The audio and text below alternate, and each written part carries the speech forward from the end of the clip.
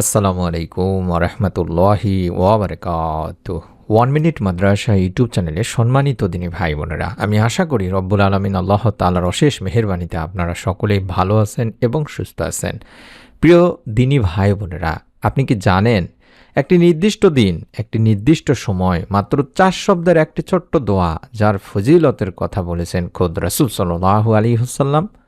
আজকের এই ভিডিওটি শেষ পর্যন্ত দেখলে ইনশাল্লাহ আপনি জানতে পারবেন শাবান মাসের বৃহস্পতিবারের বিশেষ আমল, আসরের পর কোন 4 শব্দের দোয়া পড়বেন, এর দলিল ও ফজিলত, কিভাবে পড়লে আশা করা যায় গুনাহ মাফের। অনুরোধ করছি ভিডিওটি শেষ পর্যন্ত দেখুন, হয়তো এই আমলটাই আপনার নাজাতের কারণ হয়ে যেতে পারে।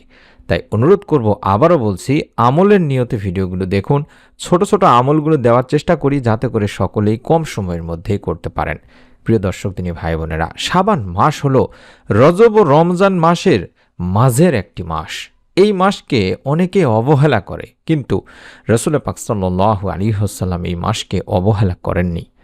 উসামা ইবনে যায়েদ রাদিয়াল্লাহু তাআলা আনহু বলেন, তিনি জিজ্ঞাসা করলেন, ইয়া রাসূলুল্লাহ সাল্লাল্লাহু আলাইহি ওয়াসাল্লাম, আপনি শাবান মাসে এত বেশি রোজা রাখেন কেন? রাসূল পাক সাল্লাল্লাহু আলাইহি ওয়াসাল্লাম বললেন, এটি এমন এক মাস যে মাসে মানুষের আমল আল্লাহর দরবারে পেশ করা হয়, আর আমি চাই আমার আমল রোজা অবস্থায় পেশ হোক। নাসাই শরীফের একটি হাদিস। ভাবুন একবার, আপনার আমল আল্লাহর দরবারে উঠছে আর আপনি সেই সময় রোজাদার। সুবহানাল্লাহ। কেন বৃহস্পতিবারে করতে হবে দিনী ভাই বোনেরা? কারণ সোমবার ও বৃহস্পতিবার এই দিন দুটিতে বান্দার আমল আল্লাহ রাব্বুল আলামিনের কাছে পেশ করা হয় থাকে, অর্থাৎ আল্লাহর দরবারে পেশ করা হয় এই 2 দিন। আর রাসূল সাল্লাল্লাহু আলাইহি ওয়াসাল্লাম যেহেতু বলেছেন সোম ও বৃহস্পতিবার বান্দার আমল পেশ করা হয়, তাই শাবান মাসের বৃহস্পতিবার রোজা রেখে একটি সুন্নাহ ও অত্যন্ত ফজিলতপূর্ণ আমল আপনি করতে পারেন।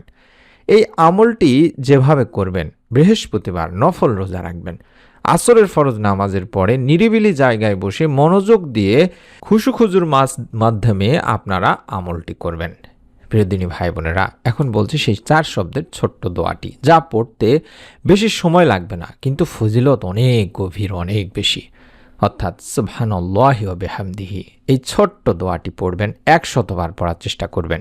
তবে হ্যাঁ, দোয়াটি পড়ার আগে আপনি যদি সম্ভব হয় অন্তত 11 বার দরুদ শরীফ পড়বেন। চাইলে আল্লাহুম্মা সাল্লি আলা মুহাম্মাদি ওয়া আলা আলি মুহাম্মাদ এতটুকু পড়তে পারেন।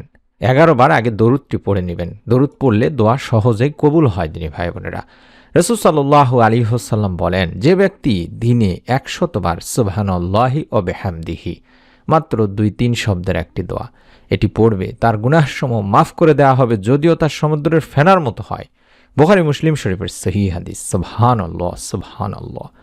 ভাই বোনেরা, সমুদ্রের ফেনা মানে কত গুনাহ, অগণিত, অসংখ্য দিনী ভাই বোনেরা। তাহলে শাবান মাসের এই পবিত্র সময় বৃহস্পতিবার রোজা অবস্থায় আসরের পর এই দোয়া পড়লে আল্লাহর রহমতের আশা কত বড় হতে পারে একবার ভাবুন। অনেকে বলে, আমি তো পড়ে ফেললাম কিন্তু কিছুই তো হলো না। কষ্ট করে পড়া মানে মনোযোগ দিয়ে পড়া, গুনাহের জন্য অনুতপ্ত হয়ে পড়া, চোখে পানি আসুক আর না আসুক অন্তরে লজ্জা রেখে পড়া, আল্লাহর সামনে নিজেকে অপরাধী পাপী মনে করে পড়া। এই অবস্থায় আমল করতে হয় এবং পড়তে হয়। দোয়া কোনো যন্ত্র নয় যে আপনি বোতাম চাপবেন আর বা বোতাম চাপলেই ফল আসবে। দোয়া হলো বান্দার কান্না আর আল্লাহর রহমতের মাঝখানের একটা সম্পর্ক। আপনার মনের যত কথা, কষ্ট, দুঃখ, বেদনা, চাওয়া পাওয়া, সেগুলো আপনি বলতে পারছেন, এর জন্যই আপনি আলহামদুলিল্লাহ বলুন। এর ফজিলত রব্বুল আলামিন আল্লাহ তাআলা, এর প্রতিদান রব্বুল আলামিন আল্লাহ তাআলা আপনাকে অবশ্যই দেবেন।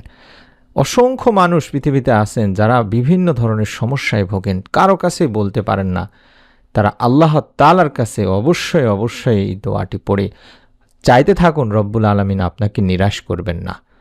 চেষ্টা করবেন ফরজ নামাজ ঠিক করার, হারাম ছেড়ে দেওয়ার, মানুষের হক নষ্ট করলে তার কাছে গিয়ে নিজে গিয়ে ক্ষমা চাইবেন, তাওবা করবেন বেশি বেশি করে প্রতিদিন।